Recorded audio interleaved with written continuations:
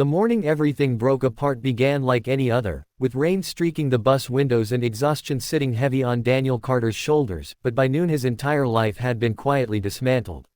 He stood in a glass office that smelled of coffee and indifference, clutching a thin folder while people who once smiled at him avoided his eyes, and by the time he stepped back onto the street, jobless and humiliated, he understood how easily the world discards a tired single father.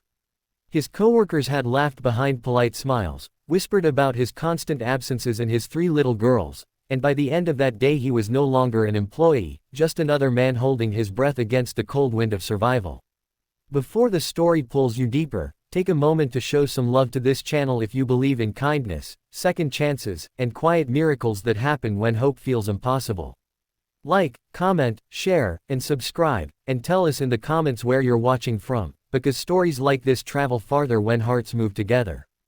Daniel had not always been this fragile-looking man with dark circles under his eyes and hands rough from overtime work.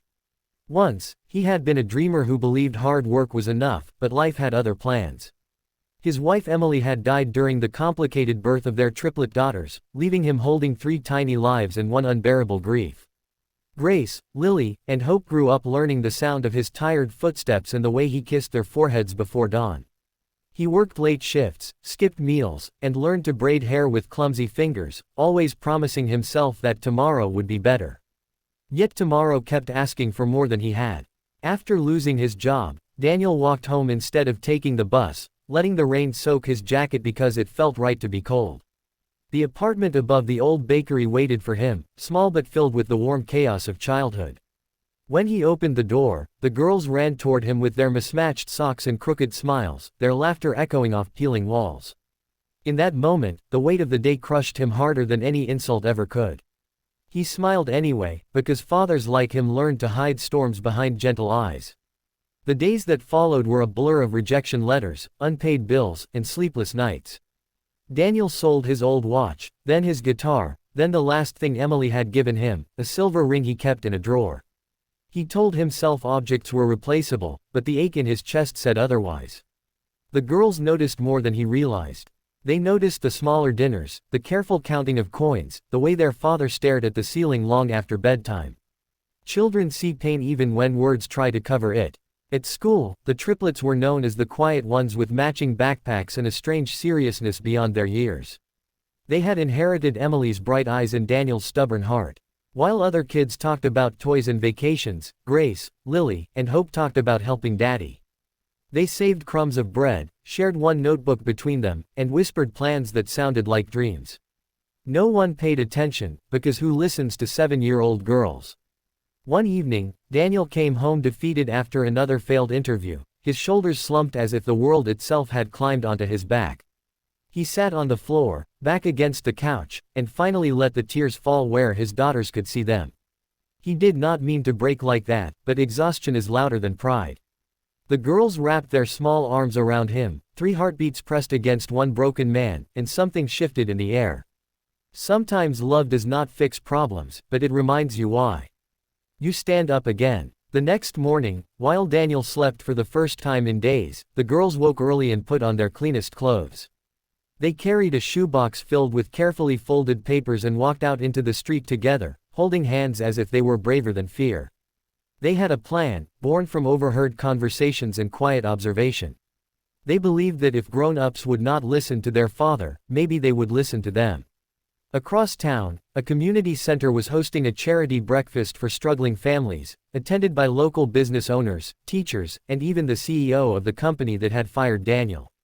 Grace, Lily, and Hope slipped inside, unnoticed at first, until their presence began to ripple through the room. 3 identical faces, determined and hopeful, standing on tiptoes near the entrance. They passed out handwritten notes decorated with crayons and shaky letters, explaining how their daddy worked hard, loved them deeply, and only needed one chance to prove himself again. People read those notes with polite smiles at first, then with damp eyes, then with a silence that spread like a held breath. The girls did not beg. They simply believed. They talked about nights without dinner, about homework done by candlelight, about a father who never gave up even when the world told him he was not enough. The impossible thing was not that 3 children spoke so clearly, but that they spoke with the honesty adults forget. By noon, the story had traveled faster than anyone expected. Phones were lifted, messages sent, eyes turned toward the girls and the truth they carried. The same CEO who had signed Daniel's termination papers stood frozen, holding one of the notes. He remembered the tired man who always asked to leave early, never knowing why. Regret is a heavy thing when it finally arrives. That afternoon, Daniel woke to a knock at the door that did not sound like trouble. When he opened it, the hallway was full of neighbors, strangers, and familiar faces, all holding something different but meaning the same thing. Job offers, groceries, school supplies, and quiet apologies filled the small apartment. His daughters stood at the center of it all, their eyes shining with something close to victory, though they did not understand the word. The days after that felt unreal. Daniel was offered a better position than the one he lost, with hours that allowed him to be home for dinner. Bills were paid, the fridge was full, and laughter returned to the apartment like an old friend. But more than the material change, something deeper had shifted.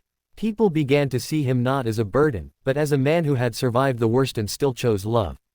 The triplets became a quiet symbol in the community, a reminder that courage does not always roar. Sometimes it arrives holding hands, speaking softly, and believing harder than fear. Daniel watched his daughters play on the floor one evening, their giggles filling the room, and felt something he had not felt since Emily died. Peace. Not the kind that comes from having everything, but the kind that comes from knowing you are not alone. Just before the ending of this story, take a moment to comment below and share your thoughts, because your words might be the encouragement someone else needs today. As the months passed, Daniel often thought about that rainy morning when he lost his job and nearly lost himself. He realized that being fired did not mean being finished. It meant being redirected by hands smaller and stronger than his own. His daughters had done the impossible not by changing the world, but by reminding it how to feel. If this story touched your heart, if it made you believe a little more in humanity, love, and unseen strength, please engage with this video by liking, sharing, and leaving a comment. Your support keeps stories like this alive, traveling from one heart to another, proving that even in the darkest moments, miracles sometimes arrive in threes.